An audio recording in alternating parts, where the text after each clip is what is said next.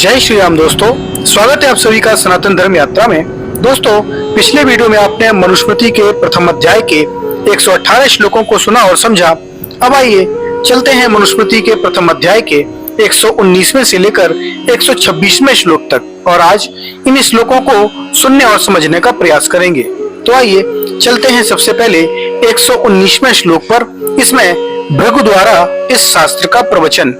इसमें लिखा है, यथेदत मुक्त वांच शास्त्रम पुरा पृष्ठो मनुर्मया तदेथम यूयम पद्यम मतकास सन्निबोधतः। अर्थात महर्षियों ने भृगु मुनि से कहते हैं, यथा जैसे पुरा माया पृष्ठ मनु इदम शास्त्रम उक्तवान। पहले मेरे पूछने पर महर्षि मनु ने मुझे इस शास्त्र का उपदेश किया था, तथा वैसे ही अद्य आज यूयम अपि आप लोग भी मत सकाशात मुझसे निबोधत सुनो। अब इसकी अनुशीलन देखते हैं। तो प्रसिद्धि के लिए भृगु को मनुस्मृति के साथ जोड़ने के लिए इस श्लोक का प्रक्षेप किया गया है। यह निम्न आधारों के अनुसार प्रक्षिप्त है। तो पहला कारण है प्रसंग विरोध। तो पूर्वापर प्रसंग 108 से लेकर 110 और 120 से लेकर 144 श्लोकों में धर्म संबंधी विषय चल रहा था। उसके बीच में इस कथन की कोई प्रासंगिकता ही नहीं थी इस प्रसंग चर्चा में, जिससे वह प्रसंग भंग हो जाता है, अतः प्रसंग विरुद्ध है। श्लोकोक्त कथन का यहाँ वैसे भी कोई प्रसंग नहीं है, जिसके कारण यह स्पष्टीकरण देना पड़े कि पहले मनु ने जैसे सीखी थी वैसे ही तुम भी इसे सुनो आदि। यह असंगत कथन ही इसे अप्रासंगिक सिद्ध करता है। उसके बाद विषय विरोध। तो श्लोकोक्त वर्णन इस अध्याय के विषयों से असंबद्ध है, अतः विषय विरुद्ध होने से भी यह प्रक्षिप्त है। देखिए 92 से 107 श्लोकों पर विषय विरोध शीर्षक समीक्षा और तीसरा कारण है शैलीगत आधार। यथेदम उक्त वांछास्त्रम पुरा पृष्ठो मनुर्मया। प्रयोग स्पष्टता मनुकृत न होकर अन्य रचित है। इसी प्रकार मनुस्मृति में मनुस्मृति के लिए ही उक्त शास्त्र संज्ञा प्रवर्ती प्रयोग है। यह भी इसे प्रक्षिप्त सिद्ध करता है। दृष्टव्य है कि प्रथम अध्याय के 92 से 107 श्लोकों पर शैलीगत आधार शीर्षक में समीक्षा आप देख सकते हैं। उसके बाद चौथा कारण है अंतर विरोध। तो मनुस्मृति मनुप्रोक्त ही है, अन्य प्रोक्त नहीं। इस श्लोक में भृगु प्रोक्त कहना उक्त मान्य के विरुद्ध है। देखिए प्रथम अध्याय के 58 से 63 श्लोकों पर अंतर विरोध शीर्षक पर इसकी समीक्षा आप देख सकते हैं। महर्षि लोग आए तो थे मनु से प्रश्न पूछने, और वह भी इसलिए कि वे इस विषय के विशेष ज्ञाता हैं, जो कि आपको प्रथम अध्याय के पहले से चौथे श्लोकों में आपने सुना था। और यहाँ उत्तर दे रहे हैं कि भृगु यह बेतुकी परस्पर विरोधी कल्पना है। अब 120वां श्लोक है, जहां से आपका धर्मोत्पत्ति विषय पुनः प्रारंभ होता है। तो इसमें है विद्वानों द्वारा सेवित धर्म का वर्णन प्रारंभ। इसमें लिखा है, विदिद्धि सेवितः सद्य नित्यम द्वेष रागिभि हृदयनाभ्य मुनु ज्ञातो यो धर्मस्तम निबोधत। अर्थात अद्वेष रागिभि सद्भि विद्वभि नित्यम सेवितः, जिसका सेवन राग द्वेष रहित श्रेष्ठ विद्वान लोग नित्य करें। यो हृदय अभ्युज्ञानातः धर्मः, जिसको हृदय अर्थात आत्मा से सत्य कर्तव्य जाने वही धर्म माननीय और करणीय है। तम निबोधत, उसे सुनो। जिसको सत्पुरुष राग द्वेष रहित विद्वान अपने हृदय से अनुकूल जानकर सेवन करते हैं, उसी पूर्वोक्त को तुम लोग धर्म जानो। सकामता अकामता विवेचन, ये 121वां श्लोक है। इसमें लिखा है, कामात्मता न प्रशंसता न च वेहास्य कामतः काम्यो ही वेदाधिगमा कर्मयोगश्च वैदिकः। अर्थात ही क्योंकि यह इस संसार में कामात्मतः अत्यंत कामात्मता च और अकात्मतः निष्कामतः प्रशस्ता न अस्ति श्रेष्ठ नहीं है। वेदाधिगमा च वैदिक कर्म योग, वेदार्थ ज्ञान और वेदोक्त कर्म काम्य, ये सब कामना से ही सिद्ध होते हैं। अत्यंत अत्यंत कामातुरता और निष्कामता किसी के लिए भी श्रेष्ठ नहीं, क्योंकि जो कामना ना करे तो वेदों का ज्ञान और वेद विहित कर्मादि उत्तम कर्म किसी से ना हो सके। इसलिए उसके बाद 122वां श्लोक है, संकल्प मूला कामो वैयज्ञा संकल्प शंभवा व्रतानि यम धर्माश्च सर्वे संकल्पता स्मृतः। अर्थात जो कोई कहे कि मैं निष्काम हूँ व हो जाऊं तो वह कभी नहीं हो सकता, क्योंकि सर्वे शव काम यज्ञ व्रतानि यम धर्मा यज्ञ सत्य भाषण आदि व्रत यम नियम रूपी धर्म आदि संकल्पजः संकल्प होने से बनते हैं। काम वे निश्चय से प्रत्येक कामना संकल्प मूला संकल्प मूलक होती है, अर्थात संकल्प से ही प्रत्येक इच्छा उत्पन्न होती है। संकल्प संभवा संकल्प से संभव होते हैं। चा और अब इसकी अनुशीलन देखते हैं। यम और नियम चौथे अध्याय के 204 की समीक्षा में द्रष्टव्य हैं। उसके बाद 123वां श्लोक है, अकामस्य क्रिया काचित दृष्टते निह कहर्चित यद्यद्वि कुरुते किंचित तत्व कामस्य चेष्टितम। अर्थात ही क्योंकि यत यत किंचित कुरुते जो हस्त पाद नेत्र मन आदि चलाए जाते हैं, ततत कामस्य चेष्टितम वे सब कामना ही से चलते हैं। अकामस्य जो इच्छा ना हो, काचित क्रिया आंख का खोलना और नीचना भी ना दृश्यते नहीं हो सकता। इस संसार में कहरचित कहीं भी मनुष्यों को निश्चय करना चाहिए कि निष्काम पुरुष में नेत्र का संकोच विकास होना भी सर्वथा संभव है। इससे यह सिद्ध होता है कि जो कुछ भी करता है वह चेष्टा कामना के बिना नहीं है। उसके बाद 124वां श्लोक है, तेषु शम्य गर्त मानो गच्छत्यमर लोकताम यथा संकल्पित चाशैव सर्व कामना स्तु मनुष्यते।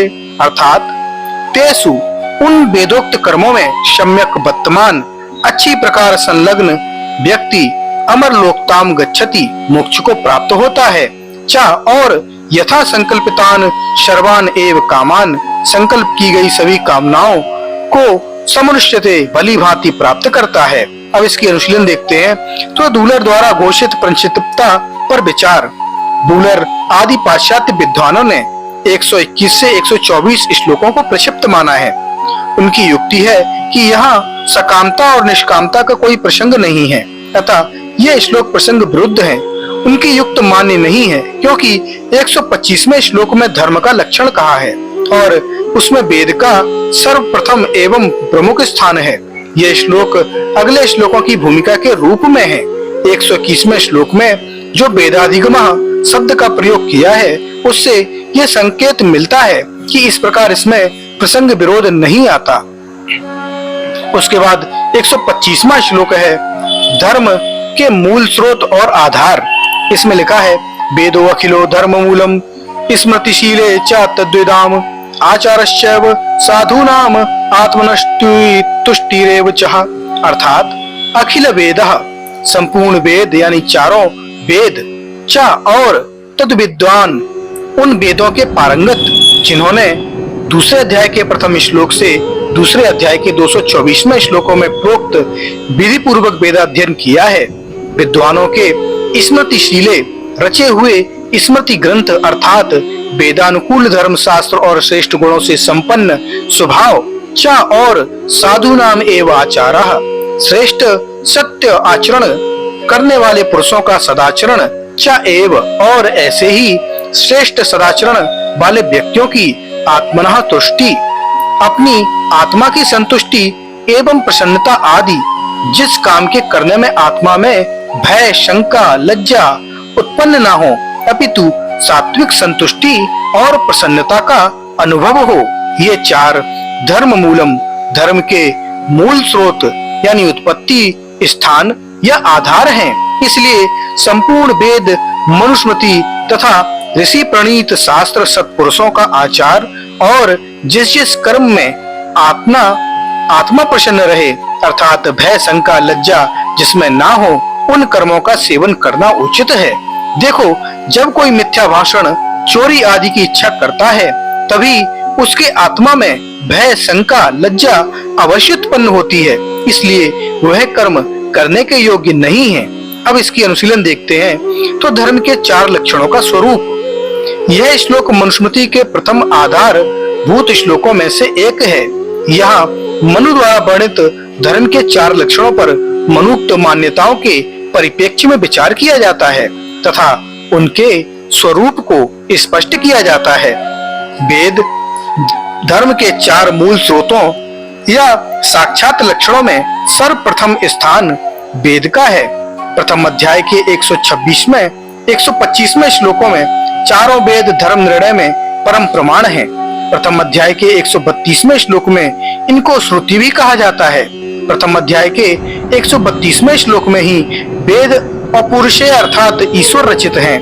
प्रथम अध्याय के 23वें श्लोक में और 12वें अध्याय के 99वें श्लोक में और इन्हीं के द्वारा संसार की वस्तुओं धर्मों का प्रथम ज्ञान प्राप्त होता है। प्रथम अध्याय के 21वें श्लोक में वेद सब सत्य विद्याओं के भंडार हैं।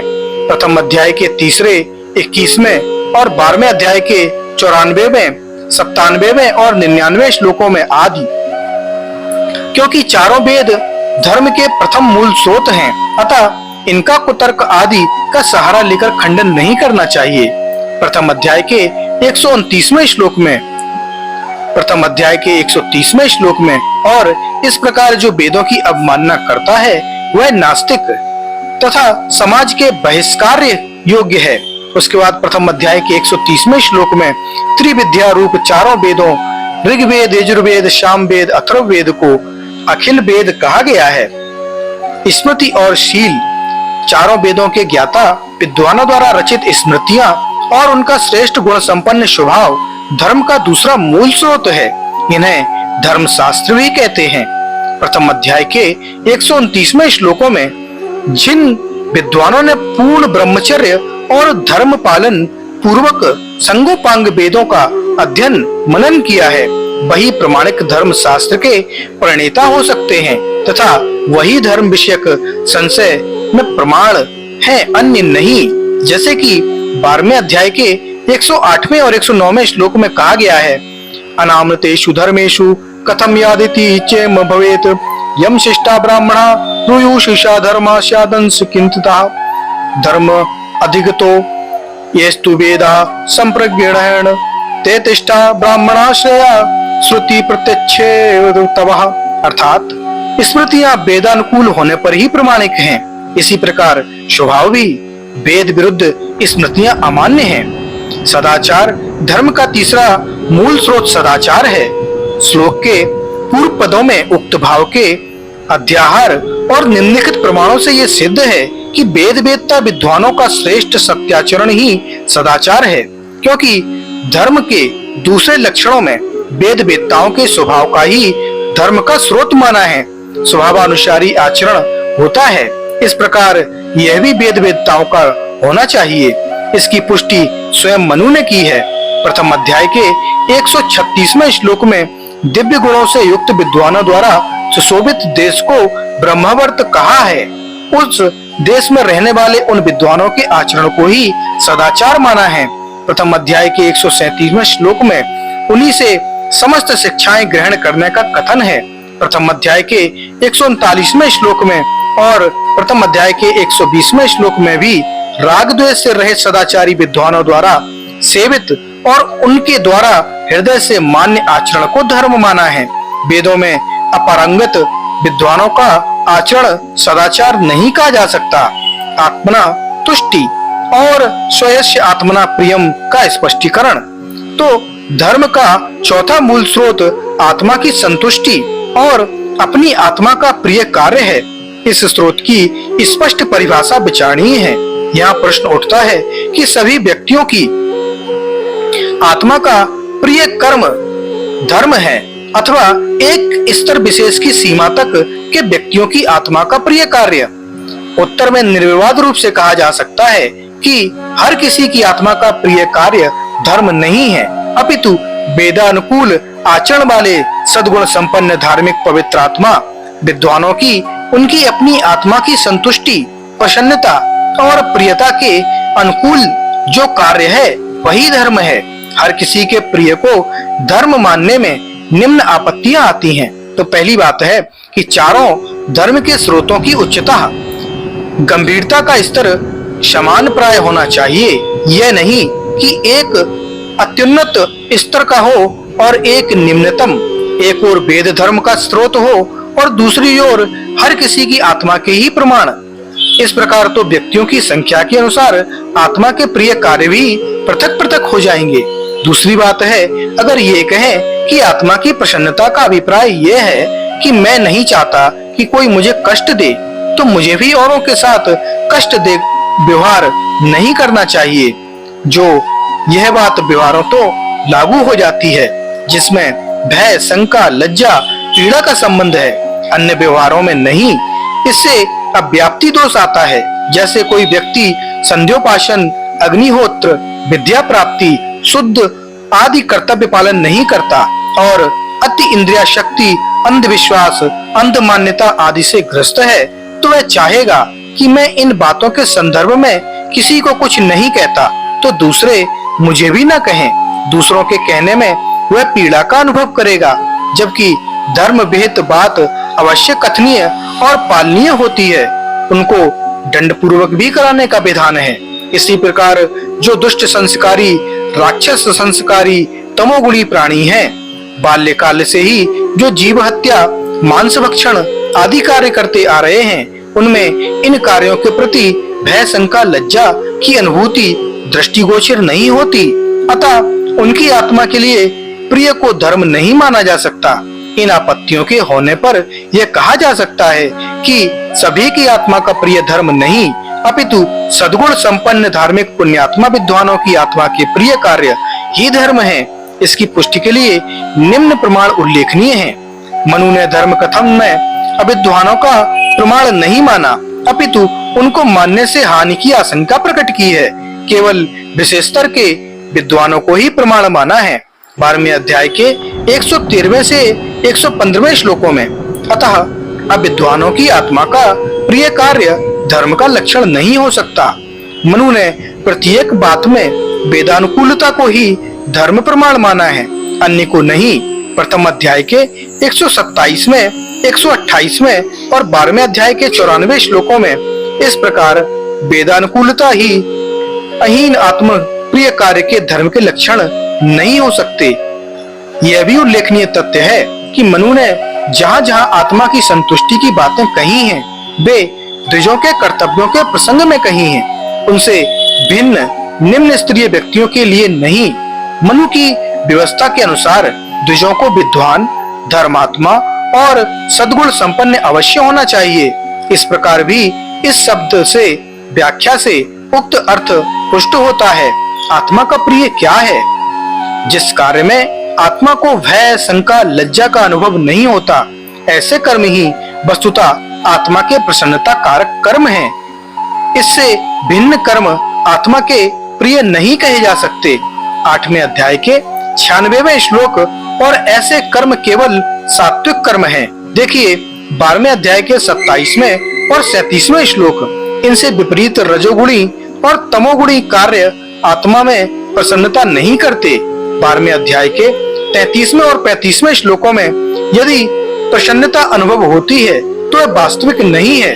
मनु ने स्वयं स्पष्ट करते हुए कहा है 12वें अध्याय के 38वें श्लोक में, सत्वस्य लक्षणम धर्मः, वे सतोगुण निम्नवत हैं। वेदाभ्यासो सतोपाज्ञानम शौचम इंद्रिय निग्रह धर्म क्रियात्म चिंता च सात्विकम गुण लक्षणम। 12वें अध्याय का 31वां श्लोक। इस प्रमाण युक्त विवेचन से यह सिद्ध हुआ कि सतोगुणी कार्यों से ही आत्मा की प्रसन्नता या संतुष्टि होती है। सतोगुणी व्यक्तियों की प्रसन्नता ही धर्म का लक्षण हो सकता है। अतः श्लोकबद्ध अर्थ ही मनुसम्मत है। यह भी स्पष्ट कर देना आवश्यक है कि वेद से उत्तरवर्ती सभी धर्म स्रोतों में वेदानुकूलता का होना मनु ने अनिवार्य माना है। मनु ने प्रत्येक धर्म को श्रुति प्रमाण के आधार पर ग्रहण करना विहित किया है। तो दोस्तों, ये जानकारी आपको कैसी लगी कृपया कमेंट बॉक्स में अवश्य बताइए। बने रहिए सनातन धर्म यात्रा के साथ और लेते रहिए रोचक एवं धार्मिक जानकारियां प्रमाणों के साथ। धन्यवाद। जय श्री राम।